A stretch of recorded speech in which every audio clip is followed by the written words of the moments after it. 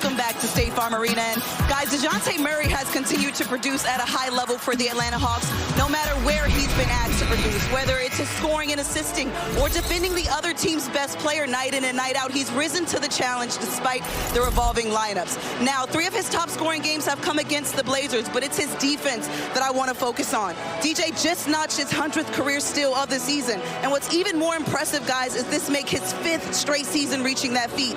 DJ is also the only player in the league to have over 100 steals in the past 5 seasons. I want to talk about your defense, DJ. You reached 100 steals on the season. It's your 5th consecutive season doing so, the only player in the NBA to do that right now. What does that open up, not just for your game, but also for your teammates? Staying active. Well, Sadiq, Hawks came back in that first half, and you did it by getting into the paint. How'd you guys recognize on the floor that you could take advantage in that area? Just be aggressive. The past couple of games, we've been settling for a lot of threes, and we have a lot of talent and strength to be able to get inside, so we're just trying to mix it up. Speaking of threes, Orlando shooting well from beyond the arc. How do you adjust for that in the second half? Better closeouts, help each other a little bit better, and just continue to play hard. Thanks, Sadiq. Thank you. Now, Walt, this is a very special year for you. 25 years in broadcasting alongside Mike Breen. Not a lot of duos get that kind of longevity. So how has the ride been for you this whole time?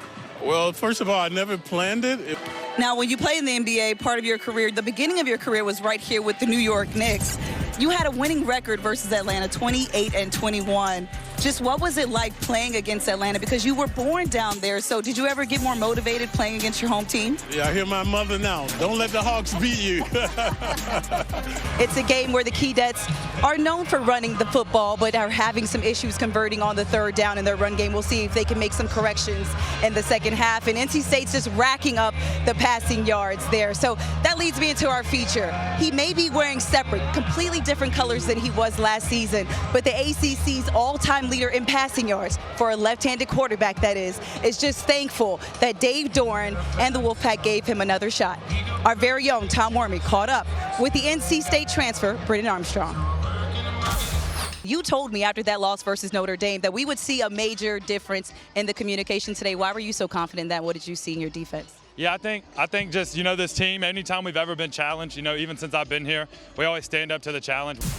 And after last week's loss, Peyton Wilson, I was told, got up in the middle of the locker room and not only coached the defense, but also coached the offense. He got in their butts and said, we need more. We'll see if they can get more done in the second half and see if they can come back against Marshall, who currently has the lead. But making plays like this is Peyton Wilson. He got the interception. It led to a touchdown for the Wolfpack. Stay tuned. We've got more halftime after this. Third member of our broadcast team, Tabitha Turner. Coach Elliott, you spoke with us about your team's growth this week coming into state. Where does that growth need to show up on the field? I want to see him play a complete game. Offense, defense, special teams for 60 minutes, put it all together, and then see what the scoreboard says at the end. Your quarterback, Tony Muskett, back in the lineup for the first time since game 1 of this season. What can we expect to see from him? Now, I'm just excited to see him play. He only got to play 45 snaps. Welcome back to Raleigh, where NC State holds a 31-0 lead over VMI. And guys, VMI's running back and regimental commander, Mark Shelton, his leadership on full display this past week on September 11th, after he sent out a mass email to all the corps that he has at VMI, who he leads, reminding them of the alumni and service members who lost their lives fighting for our freedom in the war on terror. The letter noted, Angel, and guys, after a gauntlet of a start to the season, Christy Sides is just happy that her team is gelling and playing with more cohesion in that beginning of the season. Sides told us that the first few games the team was trying to figure it out, but now after more practices, they're putting the pieces together. She said that they had to play through it, and now that their chemistry has gotten better, they've been able to enforce more of her teaching points on the floor. Now, interestingly enough, guys, she told us that in shoot-around earlier, that the Chicago game was where things started to shift and come together for her team, with an intentional focus on getting the ball inside to Aaliyah Boston. Well, Caitlin, you were able to get your offense going, both scoring and assisting in that second quarter. What opened up for you out there? Yeah, I thought we were just playing with good pace. We're moving the ball well.